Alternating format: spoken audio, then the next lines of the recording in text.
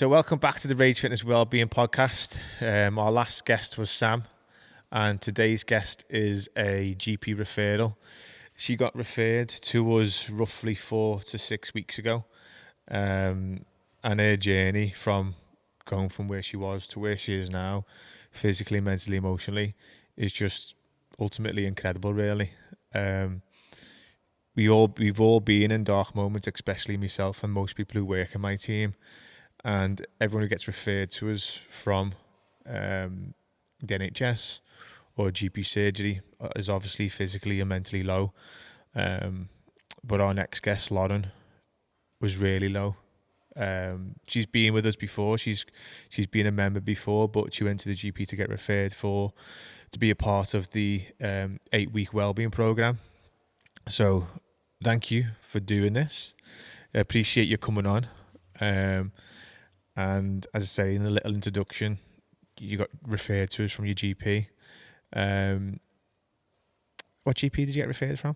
Northgate Village. Northgate Village. I forget how many. I know, you ask me every week. What one is it? What one is it? I think I ask every single person who's on the GP referral every day or every week, either via WhatsApp or email or Facebook or Instagram. What one are you again? And they go, Craig, Northgate Village. I wouldn't mind, but it's there in black and white. No. It's not over the phone, it's text. I know. It's text and it's on a GP referral form and it's everything else in between and I still get it wrong. So Northgate Village. Fucking hell. I'll ask that again in a minute, I bet you. So I say you got referred to us properly about 4 to 6 weeks ago. You have been here before doing a bit of fitness classes and you come and did a bit of exercise around the gym, some boot camps, some wellbeing weeks. So we'll talk about all that in a bit. But really under our supervision and support around improving your wellbeing is roughly 4 to 6 weeks really, isn't it? When you think about it.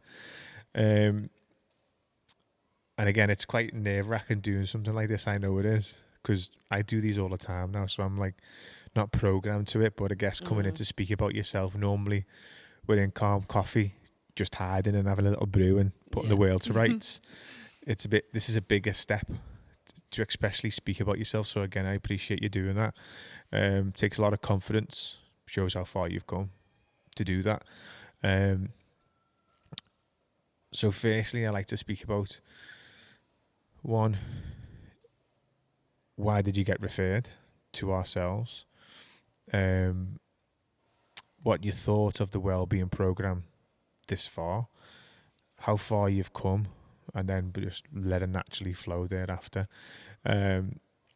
So why did you get referred? I had no other choice really. I needed to do something different to what I was doing because I just thought I'm never going to get better unless I try every single thing. And I was just struggling so bad mentally that I was running out of options, I'd say. You know, everyone was like, oh, just have a bath. Just have a bath, do this. I was like... And then when it did come in the gym, I just, a lot of the time, couldn't even make myself come. No. I'd tell myself the night before or that day that I would go, and then I'd find 101 reasons why I shouldn't go. But they were all, like, just excuses, as you would say. That's what I'd say. But right. they were. Yeah. But to a degree, like, I think when you're in that dark space, mentally and emotionally, they don't feel like excuses. They feel like plausible reasons not to do something because you feel that low overall. But then it's only when you get past a certain figure from a 1 to 10 basis that you see everything as kind of an excuse not to improve. So you're saying you tried everything to improve, let's say. So what was the reason you got referred to ourselves, and then what have you tried to improve, or what have you done to try and improve? I got referred just because I wanted to try the wellbeing, what's it called, boot camp. I'm in it, I'm doing it, and I can't remember. Wellbeing program. Yeah, and I thought I needed a solid reason to come. And I know I'd come if it's like an actual thing rather than just me saying, oh, I'll just go to the gym, go on the treadmill or whatever. So the referral was important, I think. I think you had a bit of structure around it really, rather than just being not accountable to anybody. You had myself and then all of the team to support you. Either that be a support session, or either that be a boot camp, either that be a class. You had scheduled times to meet people and all the rest of it. It wasn't just free willying it and just doing your own thing. It was like a lot more support around you. Ultimately to make you accountable to actually get in the space and be around the positive psychology of everyone that's in the team. Keep kicking your foot, don't I? Sorry. I'm trying not to make a point of it. keep volleying a foot by accident. So I mentioned about why did you get referred? Why was you low? Why was you feeling like shit? What was... speak to me exactly the problem overall. Oh, God. You don't have to go into too much detail if you don't want to name anything specific. Yeah. You can just broadly. Yeah, it was just, I don't know, it started with a little bit of self-hate and then it just grown from there. And then it just started destroying relationships, friendships, everything like that. And this life that I thought I was going to have, that I was desperately holding on to, just crashed. And it wasn't that happened, it was everything else around it and all the build up to it and the times when you think to yourself, oh, why didn't I just walk away? Why didn't I do something about it? And I didn't. I was, and it just daily, I was just getting worse and worse and worse for it. And is that as in your self-worth day to day? And obviously we're talking about a relationship ultimately that made you feel like shit. And then you question yourself as in, is it something that matters to me? Is it something that I've done? Or is it something that is wrong with me? And there's so much stuff that goes around in your brain. And we've had multiple conversations of, we score everyone on a 1 to 10 basis, don't we? 0 feeling extremely low, suicidal, poor mental health, no confidence, blah, blah, blah. And then the 10 is the perfect Peter, for example. No one's really a 10 ever, but I'm pretty close to it. I'm mostly a 9.5. So when you came into our care on a 0 to 10 basis, what would you say you was? A 1. A 1? Maybe even lower than a 1. I think you're being polite there, to be fair. Yeah, I was. I'm just trying to big myself up. I was a 1, lad. I think, in my opinion, this is just my opinion, you know yourself better than I think for a good while, use a 0. Yeah. Because some of the stuff that me and you spoke about, and I won't speak about it in public to everybody if you don't feel comfortable doing it, you can speak about your experiences and situations that have happened over the last few weeks and months, is that you struggle to do daily tasks around just what's the way it's called? Self-care. And maintenance of just being a human being overall. You just struggle to either get out of bed, go to work, be around people who didn't quite get what you were going through. And I think being a 0, people don't know what that even means sometimes because they haven't been in your shoes. It probably sounds dramatic when I said it. Everyone's probably like, come on. But what I felt inside was, it did show on the outside, but I don't think anyone really had a clue. I think you were probably, when I spoke to you, because you were so upfront with me and everything like that and honest. I didn't want you to just go, oh, they're there. And that's why I would come to you more, because you were real about it. You were really nice about it and really, what's the word, sympathetic? Am I sympathetic? I think bet no one's called you that, but you was with me. No one's ever called me. Hear that? I've never been called sympathetic. Oh yes, he's beaming. Belter. No, you was, and I couldn't. I don't know what I would have done if I hadn't have ever walked in here and spoke to you, because you've really built me up in a way that no one else could. And I think you've said that multiple times, and again, I don't take compliments, but I just don't acknowledge them. Do you know what I mean? I don't go, oh, well done, Craig. I don't do that. I can sleep at night now. And it's like, oh, Lauren's all right, I can have a kip. I'm not like that type of person. I just think, let's get Lauren from a 0 to a 1. And then from a 1 to a 2, and so on and so forth. And I do that with everybody within the team, to members, to everybody else. And now my team replicate that and support that with people. But you've said that multiple times, is that if it wasn't for me or the space, the gym, the guys, you wouldn't be here probably. And again, when you say that out loud now, the reason I do these podcasts, either with yourself or with Charlotte or my brother Sam, and then obviously other members going to come and do more podcasts, is that, how old are you now? 27. 27. Fucking baby, aren't you? You don't know how many 22-year-olds, 18-year-olds, 27-year-olds, 35-year-olds have gone through a breakup of a relationship, which is basically what it was, who just goes from maybe this to this overnight, and it stays that low for a decent amount of time, to not want to be it anymore and struggle overall. So then getting your, not point, but more, I guess, story and speaking about it in general, I would hope it helps. This is a cliche saying, if it helps one person, then we've done a good enough job. But I think the amount of people that watched it and listened to this podcast on YouTube and Spotify and Google Podcasts and all them other places, we might help more than one person. Yeah. So that's why it's good to speak about it in as much detail as possible and be raw about it, because the feedback from Charlotte's one was like just brilliant. Because she was so open and honest about it. And the better, I guess, we all are as human beings, more humanized around stuff like that, you don't realize how much that can help somebody. Just get out of that. Being a zero, how much support we've gave you. Imagine if like this that they listen to gets them from a 0 to a 2. Yeah. And that's the trajectory that they're on then. Do you know what I mean? So yeah, as a relationship breakdown, you're struggling physically and mentally. Give me an example of what you were struggling like to the limits. Well, like how I felt through this time, or yeah, like just speak to me about the potential of a day or a week of how much you struggled overall, just so we can get a picture of what it was like for yourself. Yeah, well, I had to go. I was working at the time in a hotel, and then I had to go. I'm still on the sick now, but I had to go off on the sick because I just couldn't. I wasn't functioning right. I couldn't do anything. I couldn't even eat, drink. I was being sick every day, and I was sick for about a month overall. Pretty much every day. I was sick.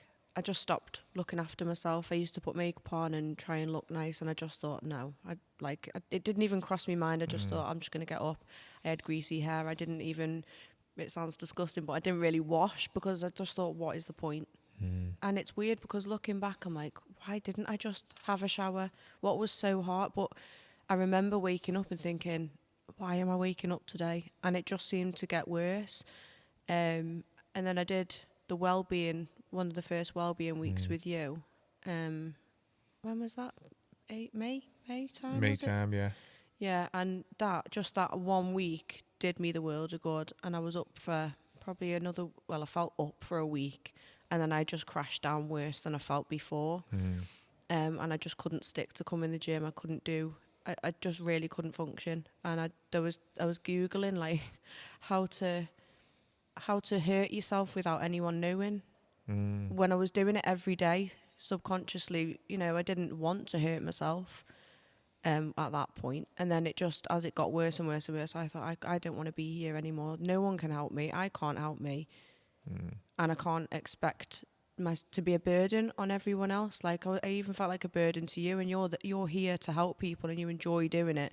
But in the end I thought, even, everyone's going to get bored of this. I'm bored of this.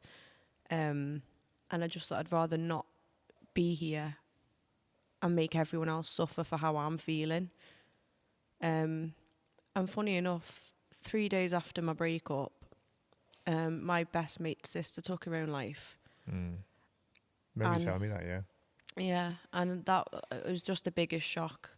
And it was always in the back of my mind that I was watching this family suffer. I was watching this whole group of people suffering because one person, couldn't go on. And the more I was trying to function and be okay, I was thinking, no, but I also didn't want to hurt. Like, imagine my friend losing 2 people she absolutely loved. And just the ripple effect it has. So I had to really, really fight. It was the hardest thing I've ever had to do. And I think remember you telling me that about your friend, and I don't think that was the ultimate thing that stopped you from taking drastic actions. I think it was something deep inside you that you don't know that's even there now. I don't think something deep inside you, something that I'm not a witch or nothing, but I think I can identify a power in people, and I see an opportunity in someone's life rather than wasting it, if that makes sense. Yeah. I'm not saying you was wasting your life, but it'll be a waste of a life if you took your own life, if that made sense. So then I knew you had grit inside you somewhere. You might think you've got grit now because fast track how long you've come from, or where you've been, should I say, to now.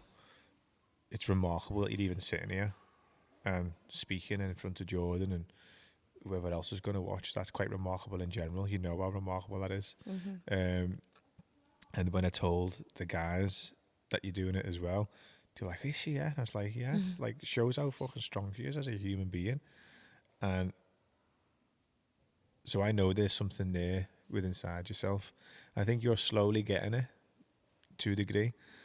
But then as you keep developing yourself and improving yourself and getting above, I don't know, maybe an 8 consistently, 8 out of 10 consistently for 4 months, that's when you'll find a new gear, and you'll find another gear after 4 months, and you keep getting that urge of like, what else am I capable of? Because I believe what I'm on about is something that you've got inside you, is something inside me. I'm at this stage now where I'm like, I know how good I am. Sounds cocky, but I wouldn't, like, from where I've come from, I have to say that. Yeah. I can't say, oh yeah, it's fucking luck. It's not fucking luck. It's hard, grinding, determined work that I won't be another statistic. And some days over the last few months for yourself, you probably thought you was going to be another statistic at some point for a long time. And it's only been really since you've been on the wellbeing program that you've started to knock back them emotions, I think. Being part of the boot camp, the second wellbeing week, now the wellbeing program, you started to really affirm and believe that you're capable of more, I guess, rather than feeling like shit. Yeah. And suicidal and pathetic and X, Y, and Z. And that's as I say, that transformation's only really happened since 5-6 weeks. I think maybe a bit longer than that, I don't know. Yeah. 5, 6, 7 weeks. What do you think was the turning point of feeling so low you didn't want to be anymore to saying, yeah, I'll do a fucking podcast? I know. Yeah, like, get me on. How weird is that? I don't know. Do you know, I was sat there the other night thinking about it and I thought, I can't remember the specific moment or time. I think it was either you need to get better or you need to just end it all now. And it was hard because I wasn't going to choose to just go on. I didn't want to choose to go on, but I had to, and I felt like I was doing it. And I also felt like I was doing it for everyone else, which is the hardest thing. I mean, don't get me wrong. Now I can see clearer. It's worth it, more than worth it. That I stayed and I'm still here. I can feel myself about to get wobbly. Got tissues there in case you need some. In a lovely box. Let me show you this box, by the way. One sec. George's going to shout at me because I'm moving my chair. Oh, sorry. Do you want me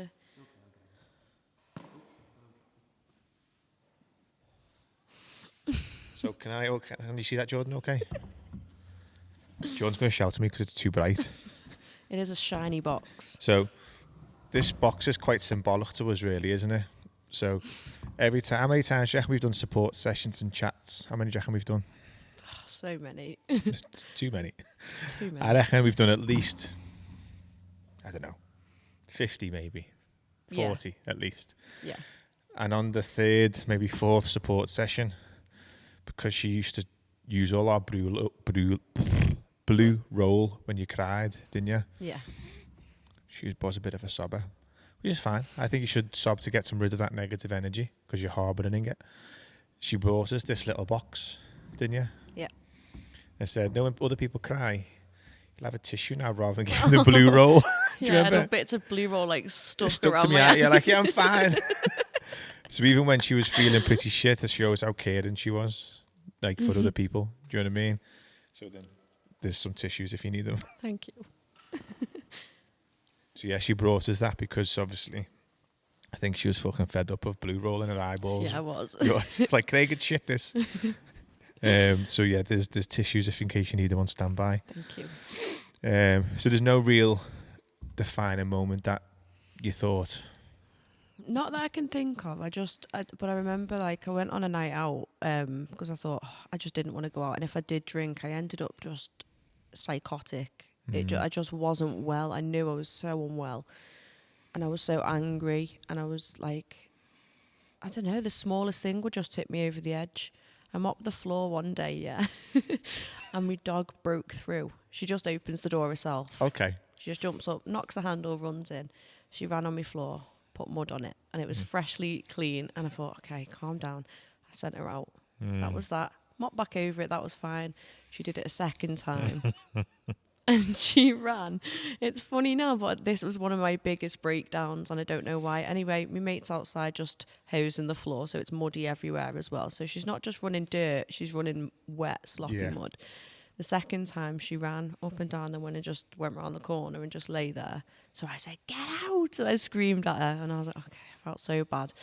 But then shut the door, lifted the handle up, thought, you're not getting in now, you little cow.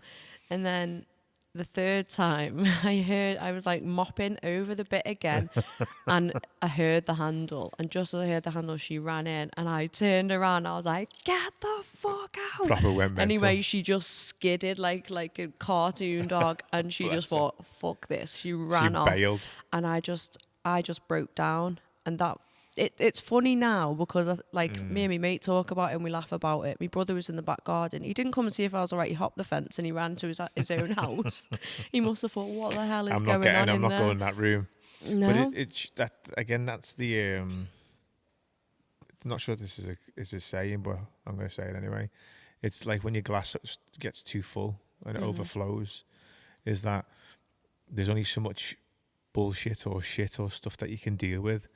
And I hear similar stories with people when we're doing support sessions or they're on a wellbeing program or a different sort of method that we do to support people, is that the smallest insignificant thing can like make them have a breakdown, have a mental breakdown, and really push them to the edge. Yeah, if I mop the floor, even now, and Billy ran in and muddied it, I'm like, okay, woosah. I love you, son. He's a great kid. And then I mopped it again, and he ran in. I'll have to start like doing me fucking mantra chants, like, And if you did it the third time, I'd probably lose me shit. Yeah. Because I don't like cleaning anyway. No, I was only doing it to be nice. I just wanted to make my mum feel good. And I thought, you know what? It might help me as well. If I can make someone else feel good, I might feel better. Oh my God, it didn't. It fucked me over. You used to say that all the time. Do you remember that? You used to say it all the time. You used to say, I'm not sure, maybe you never got onto it. It's like, I want to make people feel good. You said it all the time. I'm not too sure if that was because, like you said, if I make other people feel good, that make me feel good or better, I guess. Where now you're in a better state of mind overall. What would you say from 0 to 10 you are nowadays? I'm a good 6. 6? Yeah. Sometimes 7 on a really good day. But you're down. pushing out the boat. And again, like, in my brain, when you say a 6, like, that's elation in my brain. It's like, my God, Lauren's a 6, maybe even a 7. And it's hard I find it really hard when I speak about this to people in general or we're on a podcast. They don't feel that emotion. You don't know how amazing it is for you to be a 6 or a 7 out of 10. Yeah, we've kind of alluded to it a little bit before, that how low you was, but they haven't been in your brain for the past 6 to 12 months. They haven't lived every day as a fucking grind, as using blue roll rather than tissues. They haven't It's been hard. It's been hard getting paper cuts off blue roll in the eyes. They haven't had to speak openly about certain experiences, and probably for the last 365 days, 355 of them days crying your eyes out because you feel like shit. Yeah. So when someone says they're a 6 and he was a 0, that's like the biggest thing ever. Yeah. Better than any money you can earn or better gift you can have, because you've got yourself, with a little bit of help from your friends, from here to a 6 or a 7. Yeah. And that's what I'm trying to capture with these podcasters. Share this, what we call a success story, because it truly is a success story.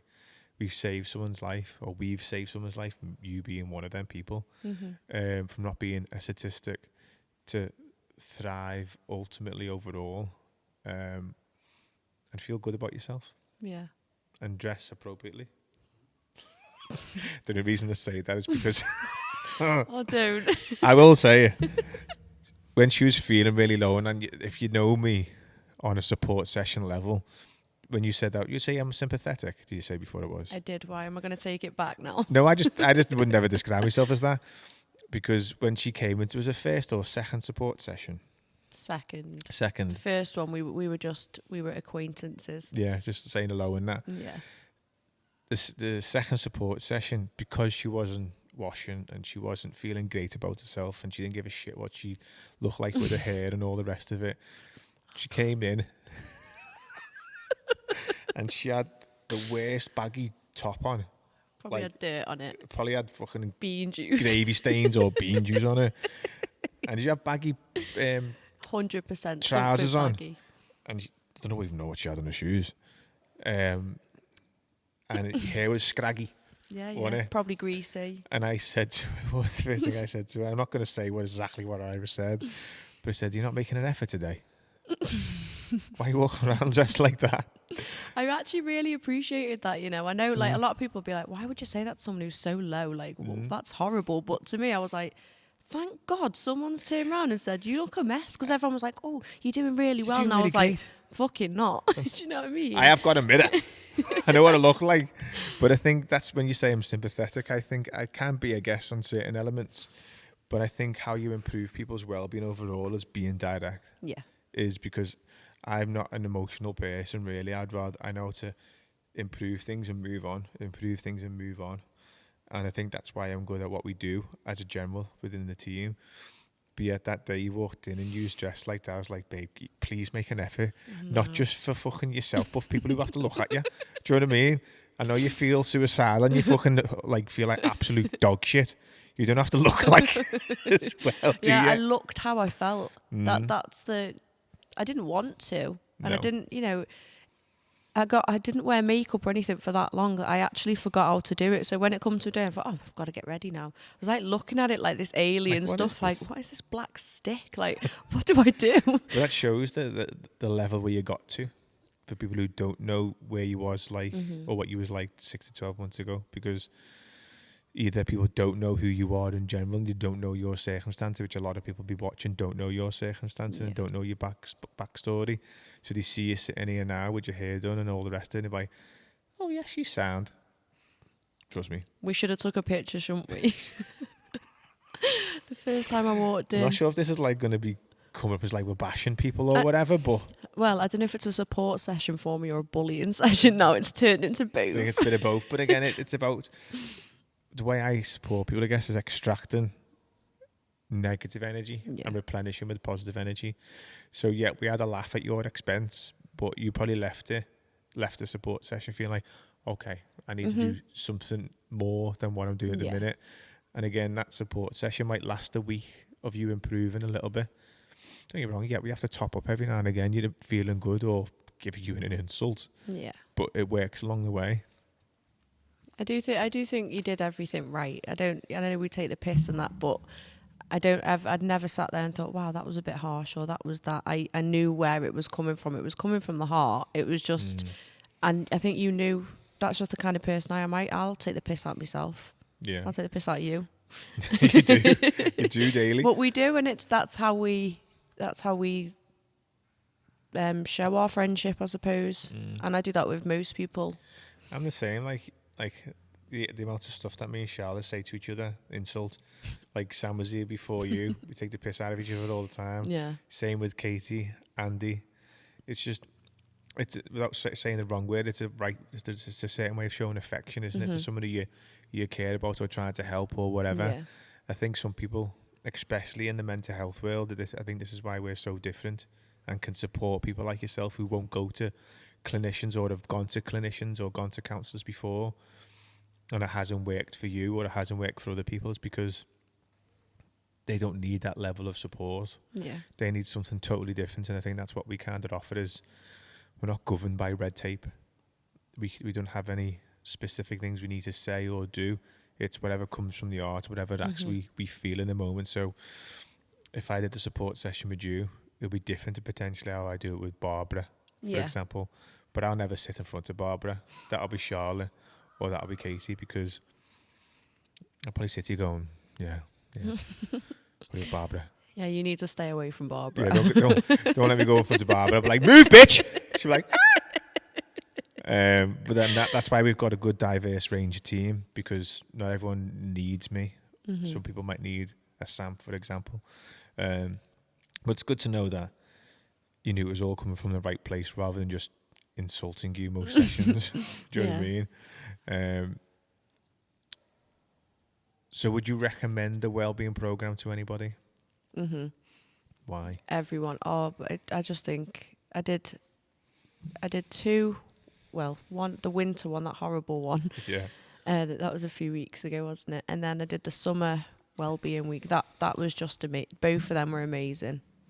I think, although I was still going through a really hard time, I did the first one and I walked in and I was just a shell. And I did, I cried every time we meditated. Everyone sat there just with their eyes shut and I'm there sobbing and choking in the corner. And I was like looking around, I was like, why is no one else crying? Why is it always me?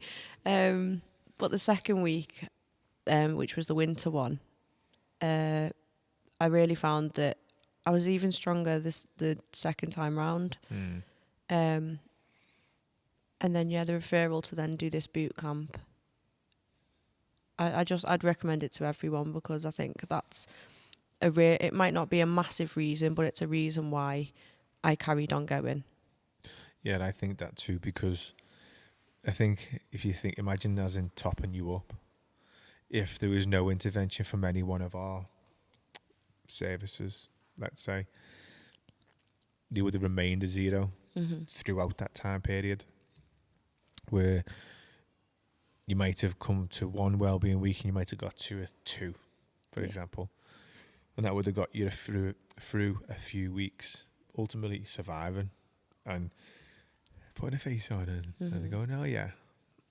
And then you do the second wellbeing week and you might have got to a 4 and that might have lasted another couple of weeks. And now that you're being referred by North. Go on. There's too many. Northgate. Village. Yes. Well done, the Craig. NHS are going to watch this, you go, he doesn't even know who he's working with. I do. There's just a lot of yous. Yeah. And there's 21 or 22 GP surgeries now that we work with. So that's just one tiny project within the NHS. So don't. I love how you forget it. Don't worry. So Northgate Village Surgery. Yeah. So when you got referred through them, now you're on this program. And we're helping lots of people from, as I say, the GP surgery. So this is one of the first ones that we're actually recording from a referral. So this will be shared with doctors and clinicians and mental health staff and all the rest of it. So it's kind of a full cycle of change, a full success story, ultimately. So when we share it, hopefully we get some amazing feedback from it. What's next for you now, do you think?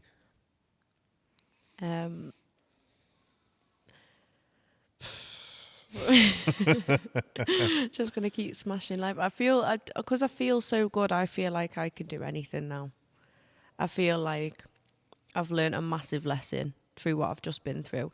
I feel like... What's the lesson you've learned? The lesson I've learned is you can't, and it sounds really, really cringy now, but I'm going to say it because it's all I think about every day. You can't keep everyone in your life forever. That's a very good, powerful sentence. Yeah. I think that's the biggest lesson I've learned. And it's not even just about boyfriends or stuff like that. It could be friendships. Some people are just here for a season. Some people are here for the long hauls, you know, but nothing is ours, is it? So that's the main thing I've learned, that sometimes you will have to step back and think, okay, that's not good for me. Even if I want it, even if I love it, you know, that's not good for me. And who's always present in your life? Who is? Me? Is that the answer? I think that's the answer. No, I am. I was a bit. The answer. Yeah, I was vacant for a while, but I'm present now. Yeah, so the person that's always present in your life is you. And I think that's what people forget. Even me sometimes. Like, I've got a Billy now. I've got all the team at work inside Rage Fitness. Then you've got members. Then I've got partners outside of it.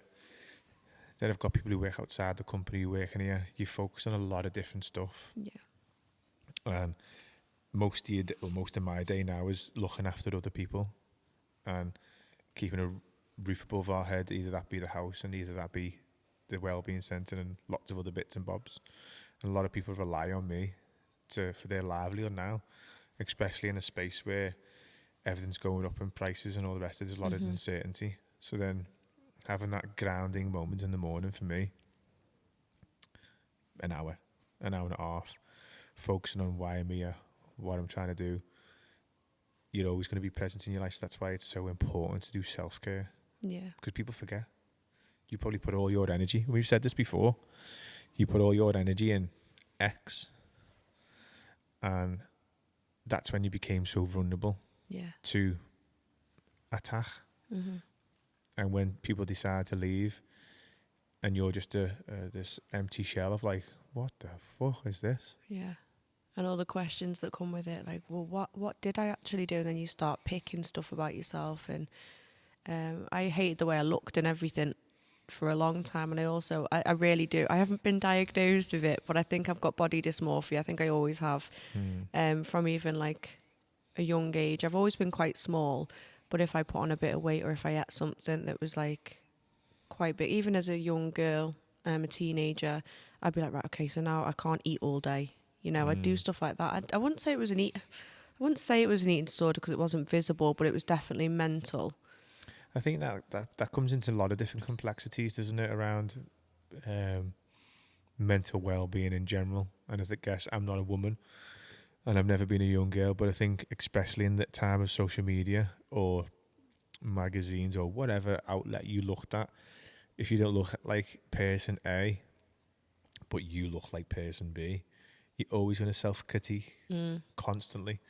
I think this is not sexist in saying it. I think female are more likely to do that because it's so much more in your face around modelling and Instagram and X, Y, and Z, where I think some men aren't really that arsed as such. Don't get me wrong. Am I 100% happy how I look? No. I know I'm not the ugliest, but I know I like chocolate bourbon, so it goes on my love handles. I'm not arsed about that anymore. But there was a stage in my life where I was like, if I don't have a six-pack or big chest or big arms, then I'm a fucking nobody. Because when I came into being a PT, that's what you thought you had to be like. So you try to design yourself to look like that. And again, trying to get to that stage all the time and maintain that stage, it's severely terrible for your overall mental well-being. So then when you say you're trying to, or you would eat and you can't eat for the rest of the day, and then scale that by 5-10 years and you get left behind by somebody, all those, I'll call them demons, they're not demons, but all those demons and thought processes materialise in a different way through self-hate, low confidence, depression, wearing baggy tops. And baggy pants and God knows what on my feet. What was you wearing on your feet? Like Crocs or something? I don't know what it was. I haven't even got Crocs. Don't start spreading rumours, I Craig. I don't know what it was. Probably me mum's slippers or something. Oh, what's your mum's name? Nikki. Oh, Nikki's slippers got that off. So the bit that makes me most proud, and I don't really use that word very often, proud, is not alone that you're a 6 or a 7 out of 10 from where you was. Is that, but now you've joined, you've been on it for a while, haven't you? Our Wellbeing Academy. And for those that don't know what the Wellbeing Academy is, it's basically a three-prong approach. So education, level 2, level 3 health and wellbeing qualification. Then mentor and coaching, you get assigned a mentor. And then the third one is our own mental health training. So you actually go through mental health programming to ultimately become a wellbeing coordinator and work for Rage Fitness. So when I said that I seen potential, that's probably what I was referring to way back when. Yeah. And now that you're on the Wellbeing Academy, what's it mean to you? Well, do you remember when we spoke about it? And I was like, are you joking? Are you joking? You've got to be. And you just sat there, because when you said, I've got something to ask you, I was like, oh, God. I thought it was going to be something weird. Weird. No, honestly, it was, I can't even really describe it. And I'm normally quite good at explaining how I feel. Mm-hmm. It's like, I don't know, it's like being seen for the first time. And it's like someone's really seeing you and thought, do you know what? How amazing are you? And then it really made me think, wow, someone thinks this much of me, and I can't even think this about myself. And then, yeah, and I thought how much you helped me. Like, I look up to you so much. Don't know whether it's like a dad or a brother. I'm not sure. Maybe a brother. You're not that old, are you? I don't think so. I don't think I'm that old. How old are you? I'm 33 now. Okay. I know I don't look it, obviously. So young. So young and free. Yeah, so I look up to you, and I think you inspire me to be a better person. I think when I'm a parent, you're going to inspire me to do things a little bit different than maybe I would have. Just everything that you and even Charles and everyone else does, I take bits from all of you, and I do. I might not say it, I might not show it, and I might, because I don't really go up to everyone like throwing compliments about unless I feel like I need to. But I think everyone here has made me feel something I've never felt. None of you have given up on me. None of you made me feel like I was going on and on and on, because it's the same old story, isn't it? When you're depressed, it's just like, I feel shit. I hate the weather. I hate living here. I just hated everything. And I used to like walk down the road if there's a bee on the road, and I'd like get a bee and I'd take it home and put it on a plant and that. And I just like, while I was feeling like that, I wasn't appreciating nothing at all. So yeah, to be a part of this is like, I don't know, it just really makes me feel really good now. And again, you can see from the team, like, they've not necessarily sat in that specific chair on the podcast, but they've all sat in the chair where you've sat in Calm Coffee, and been solo. Yeah. Some have been lower than others.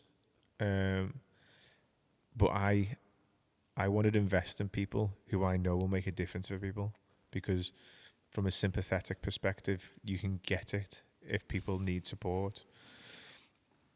If someone comes in and feels no confidence whatsoever, you can potentially relate to that and go, listen, babe, if I can do it, you can do it. And that's part of our philosophy, is that peer support is so undervalued in this area of improvement, physically and mentally, is that we need people who've struggled. That sounds quite capitalization on people, but I don't want people who fucking pose in mirrors with their arms out, tensing, and walking around in thongs in gyms. They're not people that I want in my business. Oh, okay. Thongs in gyms. Cut it there, guys. Because we got asked all the time, can we come and work for you? Yeah. Either that be PTs in the local area or whatever. And I always say to them, have you been part of my Wellbeing Academy? They go, no. I say, have you done a support session with me? No. I say, what's your 1 to 10? And they go, I don't know what that means. Well, you're not going to work for me then, are you? Because you don't get the ethos. You don't get why we're doing it. I live by 1 to 10 now. Yeah. Daily.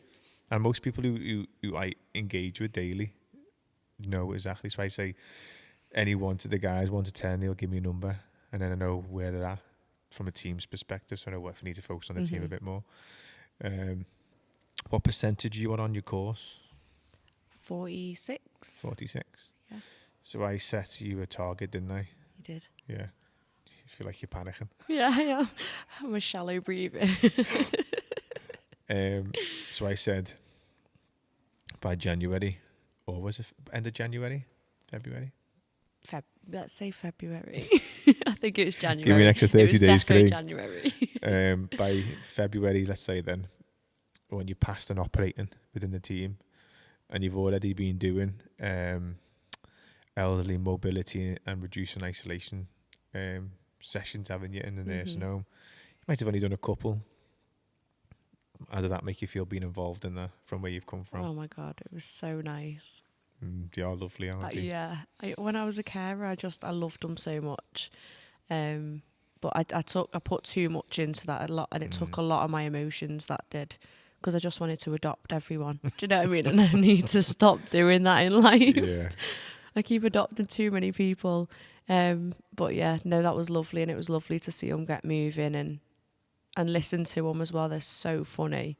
They are brilliant. Yeah, they're amazing. And again, I think when we speak about 1 to 10, being a part of that and seeing what they're like, and they say the conversations that they have, and working alongside Hayley, who's come on her own wellbeing journey also.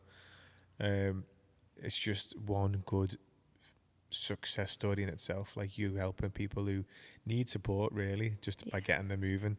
Even if it's just a conversation for 5 minutes, that will do wonders for their day and week potentially. And I think because you're such a good listener and you're quite empathetic overall to people's needs, that's what you're kind of built upon. I think that's a perfect role to be in, that within the company more and more and more, because when you go into that space, you'll just light up the room. You'll be all like, "Oh, hi, Lauren, are you okay?" And you'll be like, "Yeah, are you okay? Ready to exercise?" And you'll be like, "Yeah, come on, let's go, let's do it." Yeah. So I think the more you do that, the more you'll enjoy being here even more. Do you think you'll be passed by the end of February? Yeah. Okay, you've gone camera now. Can't camera. Oh God. Oh God, no pressure.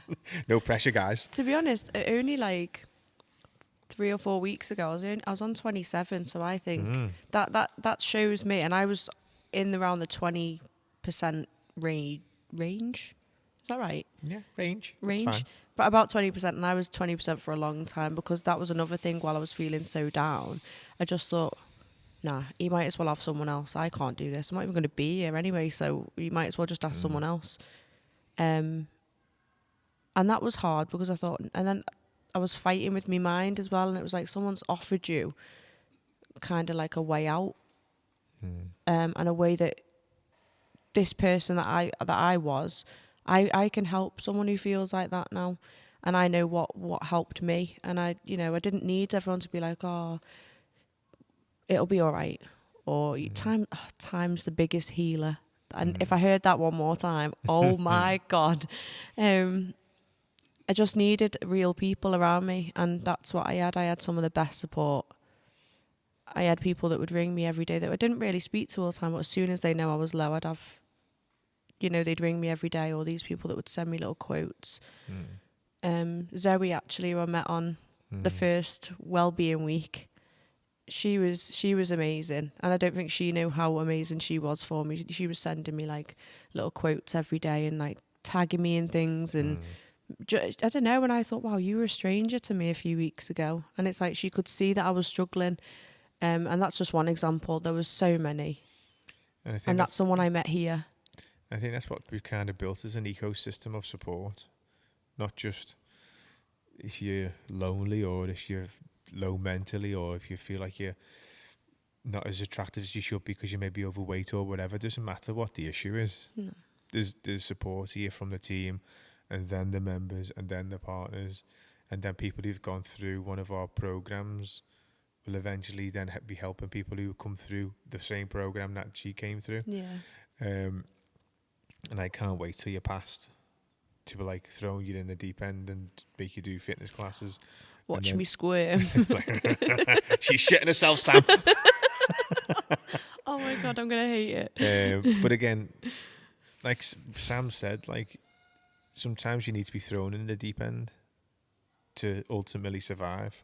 Yeah. Which is a weird way of saying it. But if you don't get pushed in the deep end, you're always just coasting. It's like, oh yeah, it's easy this. Yeah. Oh, it's fine, I'm all right. You should never be all right. You should always be challenging yourself to improve.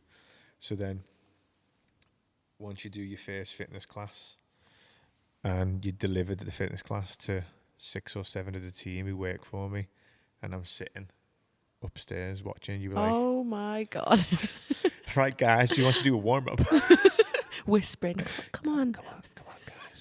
Come on, Sam, do one burpee. Do a burpee, please, because he's watching me.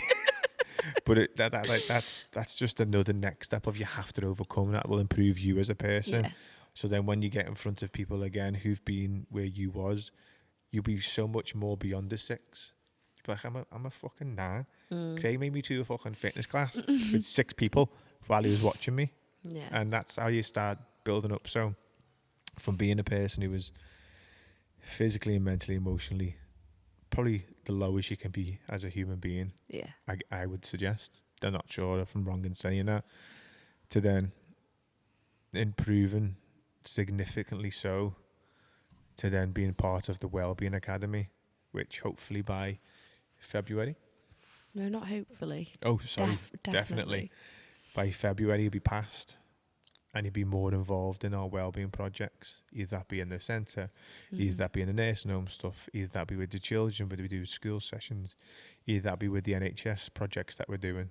Because obviously you've come through one of them, so it'd be amazing to see you being part of that and saying, come on, Becky, follow me. Yeah. I've done it, you can do it. You never know where you will end up with it. I think it's just one of the best, as I say, success stories I've been a part of overall. If you got anything else to add at the end of it for anyone who's maybe watching who's struggling or anything else? I think looking at how I felt, and I, like you say, only I know how I felt. Everyone else was just trying to understand the best they could. I really didn't think I'd be here. I really, really didn't, and I didn't want to be. Whatever it was that pulled me out, whether it was the people or whether it was a realisation, I don't know. But I'm here for a reason, and I know now that I can, if someone's in my shoes that I was in, I know I can do anything and everything to help them now. And I think being a part of this is really, really going to make me thrive as well. I don't know. I'm glad I didn't run away from everything. Yeah. I don't know. I'm getting a bit upset now, actually. You've been waiting for this, haven't you? No, I have been waiting for it. Why the tissues then? Can I have a tissue? No, I'm not here to make you cry. I'm here to get your story across and hopefully empower people to actually go, yeah, fucking that little Lauren can do it. I can do it and I will do it. Yeah. And I'm not here to make you cry. I'm here to let you share your story and hopefully inspire other people to improve or come in and say, can I speak to Lauren? Okay, let me get Lauren a second. Lauren, come round because someone wants to speak to you. Because you're technically part of the company. Yeah. You're just not customer facing right now because there's still a long way to go from putting you in front of people. Yeah, people can pass level 2 tomorrow and work in a gym. You don't work in our gym when you pass level 2. There's so much more that goes into it. You're a living example of how much support you've had by our team. If you had a person sitting in front of you who wasn't qualified enough or didn't have that experience, you never know what that conversation might do to you. Might go down a really bad path after one conversation. So having somebody potentially come in and go, yeah, I've seen Lauren's podcast, can I speak to her? I need to get something off my chest. I only want to speak to Lauren. Get here now, because there's a girl that needs you. And it's, again, you're a Blaking girl, so it just adds to the community element even more so.